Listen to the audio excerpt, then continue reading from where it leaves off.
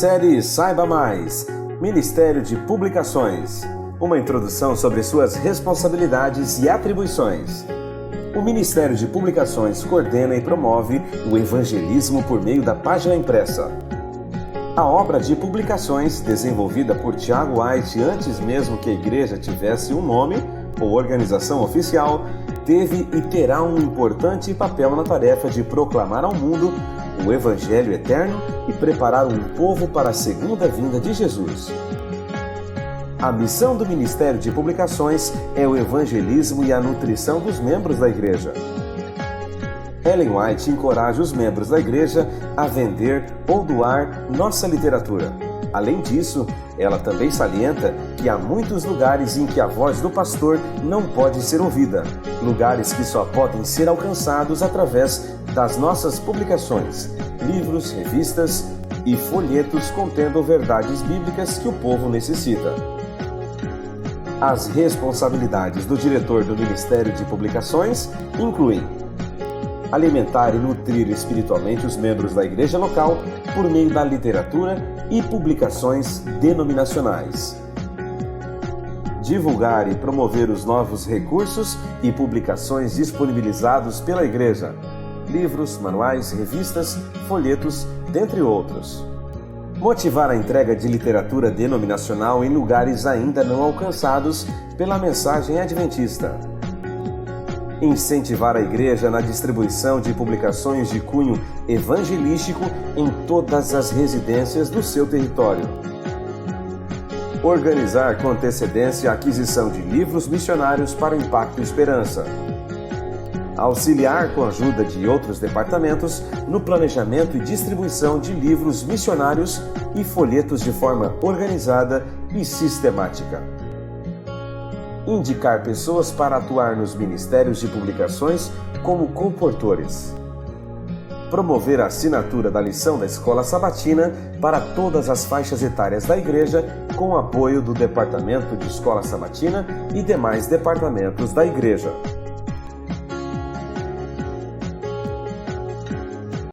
Olá, tudo bem com vocês? Muito prazer, eu sou o pastor Álvaro, do Departamento de Publicações e Espírito de Profecia.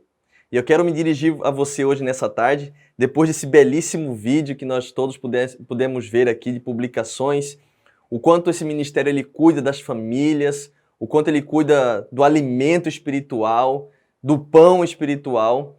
E você também faz parte dessa história. Você que cuida do Departamento de Publicações e Espírito de Profecia da sua igreja, que alimenta com as lições da Escola Sabatina, alimenta com os livros missionários, alimenta com livros espirituais que todos possam ter um crescimento, tanto os nossos mais jovens, os pequeninos, quanto os mais maduros, os mais idosos, podem ter acesso a todas as nossas literaturas que alimentam o cristão da nossa igreja adventista. O que eu quero dizer para você nesta tarde? O Departamento do Espírito de Profecia, ele tem algumas metas para 2021, certo? Percebemos que Ellen White tem uma coleção completa de livros que estão disponíveis para todos os irmãos e todos os membros.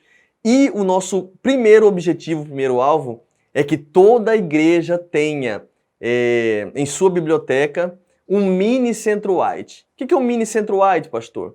Pode ser uma sala, pode ser um lugar separado, para que a igreja possa ter ali a coleção do Espírito de Profecia de Ellen White e todos os jovens, todos os membros, as pessoas da igreja possam ter acessibilidade a essa biblioteca, esse mini Centro White, para que ele possa estudar, para que ele possa pesquisar ali alguns livros, para que ele possa montar bons sermãos e que também possa ser um memorial de todos os costumes da nossa igreja, para que a gente possa também oferecer ali a toda a população que permeia a nossa igreja.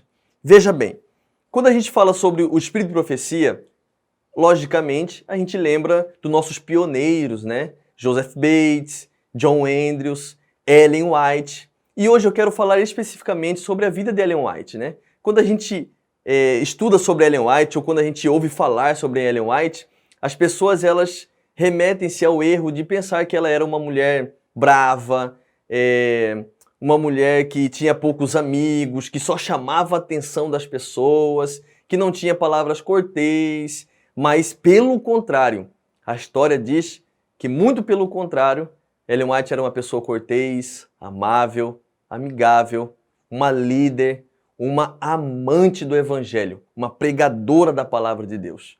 E hoje nós podemos ver que pelas mãos de Ellen White, ela pôde ser usada por Deus através do ministério de profecias. Eu quero ler com você agora um texto da Bíblia que está em Eclesiastes, no capítulo 9, versículo 10.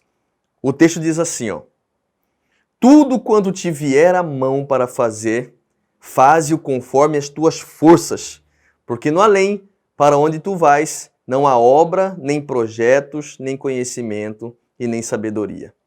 Esse texto tem como base, esse título ou essa apresentação tem como base esse texto, que a Bíblia diz que tudo que vier à mão para fazer, faze-o conforme as suas forças, conforme a sua sabedoria. Empenhe-se em toda a obra que vier a você. E com Ellen White não foi diferente. Ela levou a sério a forma com que ela deveria trabalhar para Deus. Usou todas as suas forças, todas as suas sabedorias. E a sua história, ela vem mostrando isso. As mãos de Ellen White significavam força, energia, oportunidade e habilidade. Ao longo dos seus 87 anos de vida, Ellen White seguiu os conselhos de Salomão em Eclesiastes 9, versículo 10. As suas mãos fizeram mais do que escrever. Não só escrever, mas ela também tocou os corações. Suas mãos e corações estavam sempre ocupados, costurando uma peça de roupa, tricotando meias para alguém, cuidando dos doentes, dos jovens, dos idosos, simplesmente convidando pessoas para casa, para se alimentar, para comer ou para passar um tempo ali, afagando, trazendo conforto e paz para as pessoas. Olha que interessante. Em visão por várias vezes, as mãos de Ellen White levantaram Bíblias, lembrando as pessoas que era Jesus e não ela que deveria ser exaltado. Olha que interessante isso.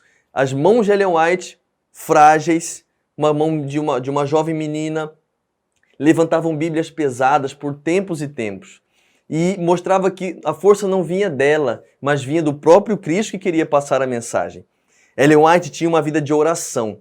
As suas mãos, elas sempre foram ocupadas, postas enquanto falava com Deus, a quem ela se referia como o meu Pai. Era um exemplo de como ela se relacionava com Deus, né? Reconhecendo que Ele era Pai, e as suas mãos sempre em reverência na oração. Ao perder seu filho Henry, torceu suas mãos em sinal de luto, uma vida de tristeza. Posteriormente, cansada de suas muitas atividades, amarrou o bebê Edson ao colo para que ele não caísse. E caso ela adormecesse enquanto o marido levava a charrete para um compromisso que eles tinham ao longo das suas jornadas ou das suas viagens. Sempre quando eles estavam viajando de charrete, Ellen White amarrava seus filhos junto ao corpo para que, se caso ela dormisse, ela não caísse, né? Quem é que já não passou uma dificuldade ou sofreu um cansaço no meio da viagem? Eles também passavam por isso. E de uma maneira, assim, bem mais agravante, né? Olha o que a história diz. Por vezes, nas longas viagens para cumprir a missão, Ellen White conduzia firmemente as rédeas da charrete para que eles pudessem seguir a viagem. Enquanto seu esposo dormia, descansava um pouco, ela seguia firmemente ali, conduzindo a viagem para que eles pudessem chegar mais rápido. Suas mãos também preparavam móveis. Uma vez ela preparou o assento para 4 cadeiras que seu esposo comprou em condições imediatas. Ela foi lá e fez uma cadeira mais confortável para a família. Olha que interessante. Embora Ellen White tinha mãos generosas para com as pessoas, ela ajudava as pessoas, ela era bem econômica consigo mesma. Tinha uma noção de economia, de modéstia, e ela podia dar esse exemplo para as outras pessoas. O interessante, olha o que essa história conta. Em 1855, em Battle Creek, seu terceiro filho Willie tinha caído numa banheira de água suja e quase se afogara. Ellen White levou ele para fora de casa, num gramado, e rolou o corpo do seu filho para que ele pudesse expelir toda a água que estava ali. Uma mão que salva, uma mão a tempo, uma mão que ajuda. Interessante isso. Ellen White também tinha problemas corriqueiros em casa, como todos nós, não é verdade? Olha que interessante. Alguns anos mais tarde, depois de servir um jantar para mais de 35 pessoas, ela registrou assim: estamos todos exaustos, porque nós temos mãos que servem. Sabe, quanto tempo faz que nós convidamos pessoas para ir em nossas casas? Quanto tempo faz que nós convidamos nossos irmãos, nossas visitas, para almoçar em nosso lar no dia de sábado, depois do culto? Interessante isso. As mãos não são só mãos que folheiam Bíblia ou que cumprimentam pessoas, mas são mãos que servem também, com o alimento, com a companhia. Olha que interessante. O que mais as mãos de Ellen White fizeram? Escreveram, escreveram e escreveram. As mãos de Ellen White escreviam para alguns objetivos: corrigir, alertar, compreender e solidarizar. Sabe, Deus usou as mãos frágeis de Ellen White para que nós pudéssemos ter um alerta, para que nós pudéssemos compreender as suas verdades, para que nós pudéssemos nos solidarizar com as pessoas. E Deus, Ele quer isso de nós também. Olha que interessante a história. As suas mãos, no final de 1991, quando ela já estava um pouquinho mais idosa, foram usadas por Deus para fazer um movimento involuntário para alertar Nathaniel Folk, empresário que se tornara adventista, mas que continuava envolvido com a maçonaria e a sociedade secreta. Nathaniel Folk, ele era um maçom que tinha se convertido para o evangelho, no entanto, ele não tinha abandonado a maçonaria. Ellen White, então, foi enviada por Deus para cumprimentá-lo da maneira secreta como eles cumprimentavam, e ele ficou impressionado, porque no costume dos maçons, nenhuma mulher da época ela sabia os seus gestos, e nem mesmo uma pessoa normal que não participava da maçonaria sabia os gestos. E ela o cumprimentou com esse gesto. E ela o alertou dizendo para ele assim: amigo, você precisa abandonar as práticas passadas e começar a seguir a Jesus de verdade. Precisa seguir a Jesus como Ele deseja que você deve o seguir. E então ele abandonou tudo e começou a seguir Jesus de maneira completa, sem uma vida dupla ou sem se esconder de nada. Interessante isso, né? Olha que interessante também essa outra parte. Ellen White era vista trabalhando no pomar. Ela liderava a sua casa, os cultos familiares. Logo após de seu esposo morrer, as suas mãos sempre estavam ocupadas, fazendo com que a família estivesse de pé diante de Deus. Olha que interessante. Tiago White ficou muito doente e o médico disse para ele: amigo, você precisa se exercitar, senão a sua vida ela vai ser muito menos duradoura. Então Ellen White pediu para um dos seus filhos, lá na mercearia, comprar algumas enxadas. Comprou uma enxada para ela, para o seu filho mais novo e para o Tiago. Sabe, o Tiago ficou muito bravo de ter que fazer um exercício. Mas os três foram capinar o quintal e ele pôde ter algum tempo de duração um pouquinho maior de vida, porque ela o ajudava com suas mãos firmes a fazer os exercícios e se manter mais saudável. Uma história interessante também é que uma das suas vaquinhas, perdeu um dos seus filhotes e ela estava muito triste. Ellen White, por já ter passado por isso, a acalentava e dizia: vai ficar tudo bem, pode ficar tranquila. Chegando ao final, imagine as mãos de Ellen White ajuntando apressadamente algumas mesas em bares na Europa para fazer um evangelismo. Ela juntava as mesas nos bares, fazia um palco e de lá do palco ela pregava às outras pessoas. Quando ela passou pela Noruega, a história diz que os irmãos, quando ouviam ela falar, apertavam a mão dela tão forte que não queriam mais soltar, porque eles estavam sedentos do evangelho. Sua neta Grace, quando ela olhava para os dedinhos achatados de Ellen White, ela pensava: se vovó parasse de escrever tanto, gostaria de saber se seu dedo voltaria novamente ao normal, de tanto que ela escreveu. Eu tenho vontade de conhecer Ellen White, mas principalmente conhecer e tocar nas mãos que foram fiéis até o fim. Por mais de 70 anos, a mão direita de Ellen White foi poupada para escrever. Já era idosa e ela ainda escrevia a palavra do Senhor. Sabe, percebendo que suas mãos envelhecidas logo estariam deixando de lado a pena, ela escreveu em 1907: Seja ou não poupada a minha vida, meus escritos falarão sem cessar e a sua obra irá avante enquanto o tempo durar. Na primavera de 2015, o Instituto Smithsoniano, em uma edição especial da sua revista, incluiu Ellen White como um dos 100 americanos mais influentes de todos os Estados Unidos. Sabe, você também pode fazer a diferença com suas mãos. Você também pode fazer a diferença na sua igreja, na sua família, no seu trabalho, na sua comunidade. As suas mãos também podem ser uma bênção para a obra de Deus. O Espírito de Profecia, o Ministério de Profecia, conta com você. E sabe, Deus também tem além de uma responsabilidade, Ele tem grandes bênçãos para derramar sobre você e sobre a sua família através desse ministério. Que Deus abençoe vocês e assim como a vida de Ellen White, tiveram mãos delicadas, mãos que acalentavam, mãos que traziam esperança, as suas mãos também podem ser usadas para isso. Até mais.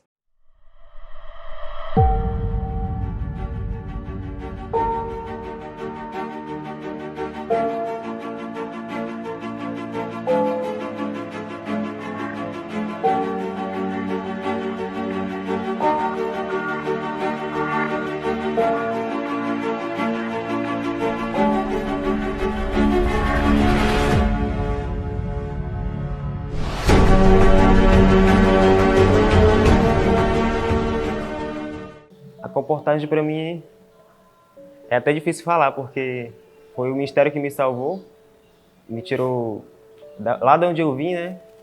Então foi um meio que eu pude de salvar as pessoas, mas também de me salvar e poder conseguir realizar o meu sonho.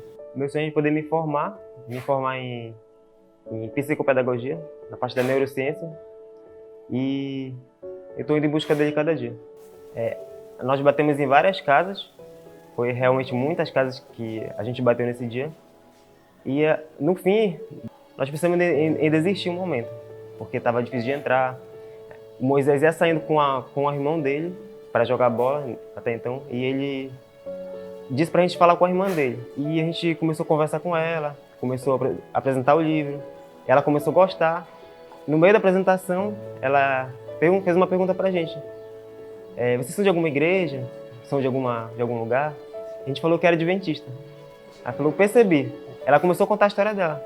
Começou a contar que eles já foram da igreja, um tempo. E ela falou que toda a família tinha esse desejo de voltar para a igreja.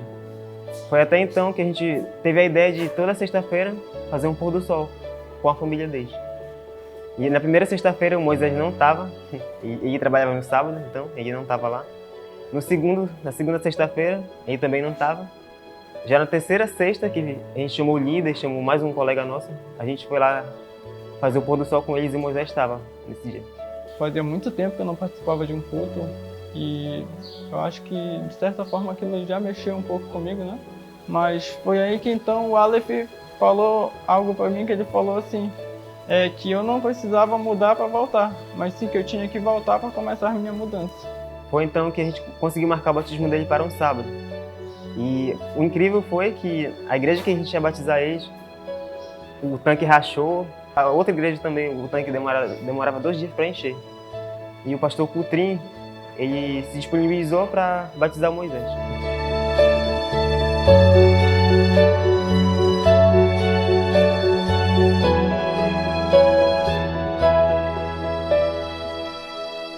Depois do batismo, ele tentou falar com a chefe dele para tentar conciliar o sábado.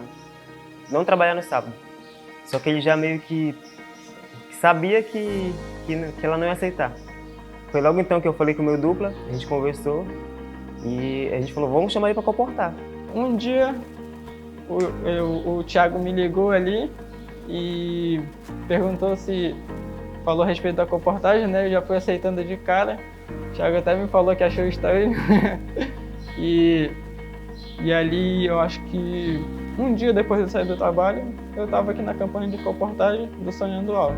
A comportagem para mim foi sair do meu comodismo, foi realmente saber o que é lutar pelo meu sonho. E é claro, estar hoje aqui em busca para estudar biologia e me formar um dia também. Nós podemos ver o milagre na prática, todos os dias. Cada casa que a gente entra, cada livro que a gente vende, cada pessoa que a gente entra em contato com ela, a gente percebe que é Deus agindo naquele momento. Jovem, você que tem um sonho um sonho de futuramente, primeiramente, morar no céu, de fazer uma faculdade, de poder se formar, ser alguém na vida, mas de ter experiências com Deus. E o convite que eu faço para vocês é: entre nesse ministério. É o ministério que Deus instituiu para nós nos últimos tempos. Se você tem um objetivo, tem um sonho, a Coportagem é o lugar.